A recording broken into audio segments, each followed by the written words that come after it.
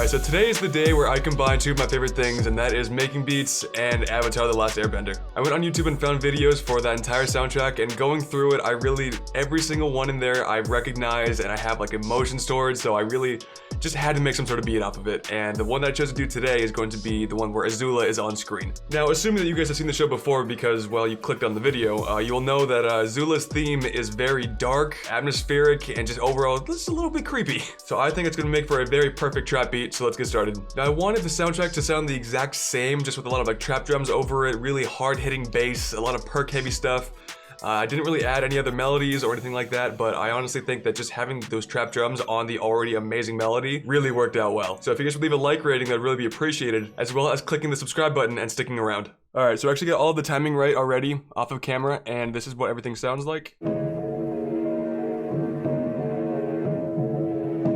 So the first 8 bars right here are pretty, there's not a whole lot going on in there. The last bar over here, though, transfers over to this one that has a little bit more diversity in this one. Very creepy. Fits Azula style perfectly. And the time stretching was a little bit weird and getting everything on beat. It's at 120 right now. I don't think that's the actual BPM. I had to manipulate it a little bit to get it on time and on beat. But honestly, I think I got it to the point to where I think it's as good as it's gonna get. So that is fine with me. I did EQ out some of the low end. This is what it sounds like originally. And then with the filter, makes it a little bit more empty, but I need to have room to add my 808s and my basses and everything like that, so I needed to EQ some of that low end out. And it still sounds pretty good, so let's get started with that. Alright, so like I said, we're gonna be starting off with some drums. I need like a really punchy snare. I like that one. I like that one too. Okay, now the only thing is, the sample did not come with tempo or BPM, which I already discussed. I had to time stretch everything to get it on beat. But the only thing is, I had to try and find the key for the melody, which honestly is not always the easiest thing to do. Of course, I've trained my ear to really help myself find it, as well as maybe use auto key again to try and see if I can figure that out with that. But I think I've narrowed it down to 2. It's either going to be an A major or an D sharp major. And after a lot of testing, I really do think that I actually am in A major, so I'm gonna stick with that scale right there. But honestly, depending on your experience level and just how trained your ear is, you should be able to find the key no problem. So we're just gonna start with the very basic pattern right now. Get my hi-hats going every 2 steps. Right there, right there. Nope, wrong button. Nope, abort! There we go. Alright, that's good right there. Clone these over and then change some notes right there.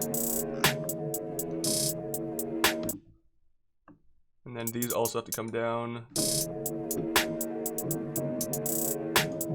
I think I want this to be very perk heavy and then just have my drums just really hit hard. Now when it comes to having this really like dark, spooky sounding melody like this track brings in, I really like to have my beat be a little bit more perk heavy, especially with the hi-hats, because I think that having that like consistent high end with just a lot of rolls really helps with that, just selling the whole point of it being a little bit more ominous and spooky. But of course, that's just my take on it. It's music, do whatever you want.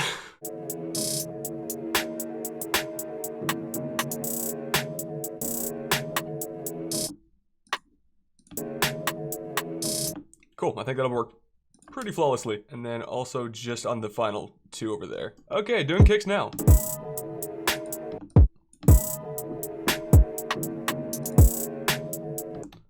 I think that's it. That's all that I'm gonna do. And then over here, honestly, that's fine. I don't need to make too many changes in the drum pattern right here. And also, let's try and use these 8 bars instead, just because it has more to it. And then we'll start building it up of that too. And that is something that I have been noticing now for a while, is that you really want to build your beat off of the most intense part of the track, for me personally, and because it's a whole, you want to go with speed, right? You want to have, the faster you can get your ideas down, the better. So when you have all these crazy ideas and you put it all down into one, it's a lot easier to take things out as opposed to try and make things work with the little amount that you have. And right there. But I also know that I need to go already over here and hit cut by 1, 2, and same thing for this one. I like that. Already good.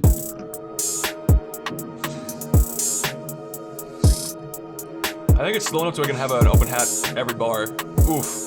Ooh, I like this already, man. I want some like really like almost like atmospheric perks right now. I might add like some reverb to that too, and then make that every 8 steps. And then one thing I like to do is go over here and then just multiply and then raise down, or sorry, lower the velocity.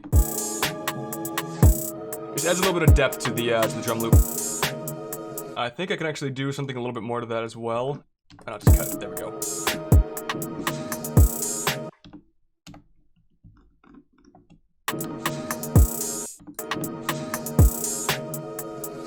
Alright, that's it. Don't want to do too much of that at all. But I think I can find something else for this first part too. Yeah, that's good. I like that. Alright, and just like that, we are good to go. I'm thinking like some shakers too, which is kind of weird, but I'm gonna try to see if I can find one. Ooh, that might be good for like every 4 bars. Maybe just like every 2 bars. Alright, still looking for a shaker though. And then just put it to every 4 steps. And then also put it down. Just really tucked underneath everything. Cool, it's those little things that can really help make a beat whole, I swear. Now when making a beat, it's very important to really have the entire track in mind. Like, I want to try and add a lot of those like perks that would kind of go a little bit unnoticed to the untrained ear. But when you take them out and bring them back in, it's not gonna be like this crazy moment of just like absolute noise and with everyone going crazy over it, but it's gonna have like those little subtle hints of a perk that might just bring a whole lot of character to your beat. Just finding any sort of perk that sounds like it came from the original sample is really gonna help out with making it sound all cohesive and everything. We haven't even added an 808 yet. Let's go and do that now. Copy. And this is gonna be kind of the hard part, which why I was saving it for last, because I'm not too sure exactly. Like, I'm not 100% sure I know what key that I'm in, so we're just gonna try and see what works. And I'm actually gonna be using my speakers for this, so I'm not gonna talk during anything. So for a track like this, I really didn't want to make my 808s too melodic. I wanted to keep it pretty simple, and I didn't really change too many notes at all. And I actually did add some of the 808s that were not being layered with a kick, just because I feel like that really helps bring that bass without having it be too crazy, I think.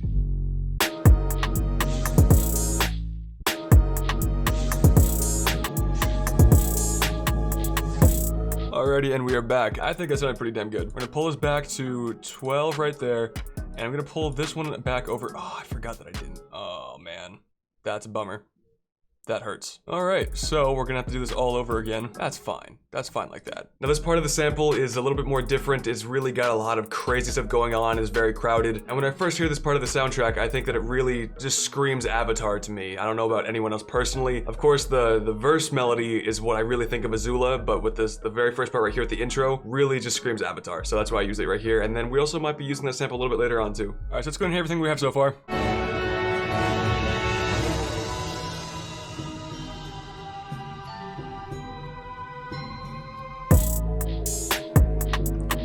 I'm okay with that, man. That's cool with me. Alright, so let's go ahead and start doing some arrangement after I split everything by channel. I think I want to have some of the perks come in before.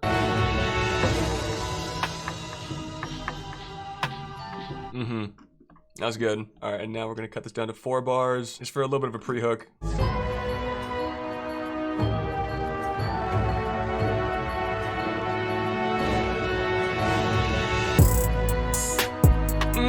That's mean, but I don't know if it's exactly on beat. I think I am gonna have to tweak that a little bit more. Automate this, volume, yep, just like that.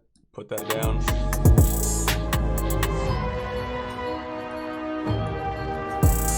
Oh god, if I can get this to work properly, it's gonna be so nice. All right, and then bring those in. This part of the sample though is not off beat, it's just got a really weird timing to it. Just have that with all of the perks going, like that.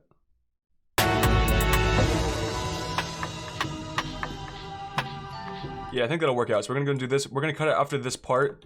So all the rest of these have to come back. I'm gonna try something here. Make unique. This is gonna be a little bit weird. Pitch up 100%. Automate it.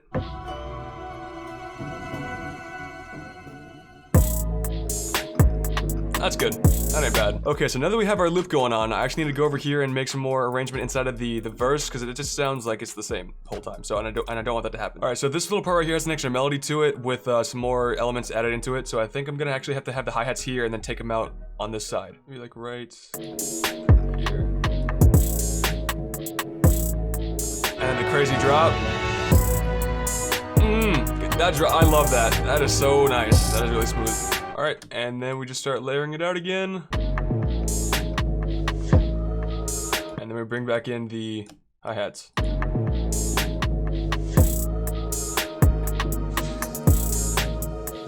Alright, that's fine with me. There's a little bit of variation, we don't need to have too much in there. And I don't want this to be too long either, so I think what I'm gonna do is actually just make this like a 16 bar right there, which is double it.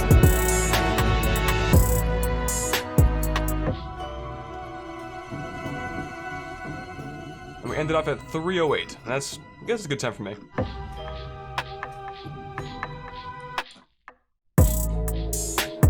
Okay, I like that a little bit better too for the drop. Just cut out all of the sounds. And that was one thing I was feeling for the drop, was that for the intro into the verse, it kind of didn't sound as smooth as I wanted it to. The whole point about being a producer is trying to find something that you like and then making it work with the other elements that you have in your beat. But then for the drop, I needed there to be some sort of change up. I didn't want to use a tape stop, which honestly you could also do and that would work just fine. My favorite thing to do is to cut out all of the melody and then just have like a perk, nothing even, just kind of make it so it's just a completely new part of the beat. Now for this next part, I actually did turn off my camera for a little while because, well, it kind of died. But it kind of worked out in the first place because I actually did want to go and do a lot more of the EQing, mixing, and all the other really good stuff. My levels weren't quite right for my volumes yet, so I need to go fix that too. But I didn't really add anything else to the beat that really sounded too crazy, just a lot of the EQing to make everything fit properly. And I needed my speakers too, so I just turned off the camera for a little while. But I'll show you what I did here. A lot of the EQing was on the melodies. I used quite a bit of the Fab filter.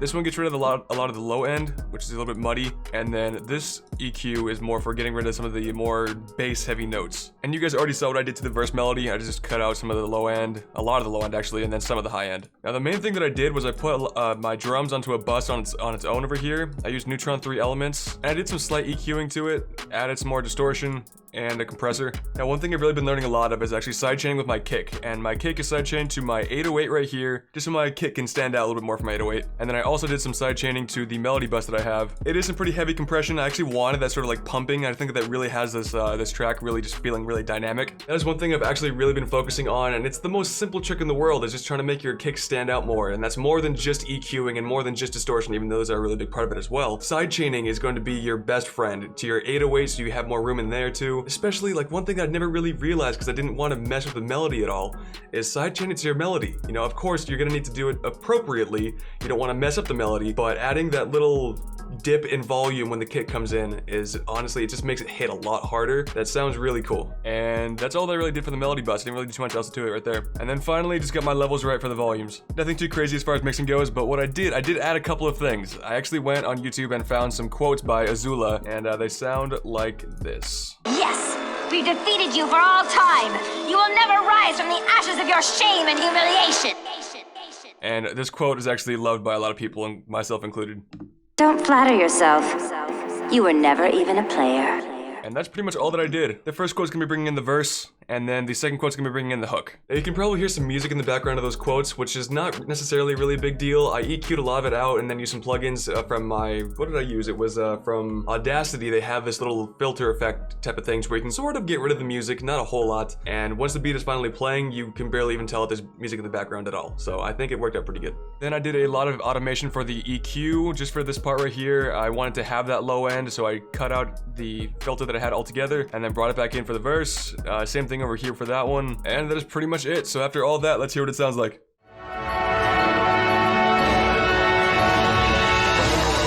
Yes, we defeated you for all time. You will never rise from the ashes of your shame and humiliation.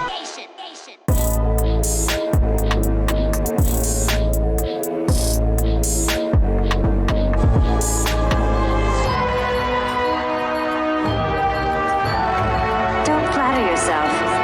You were never even a player.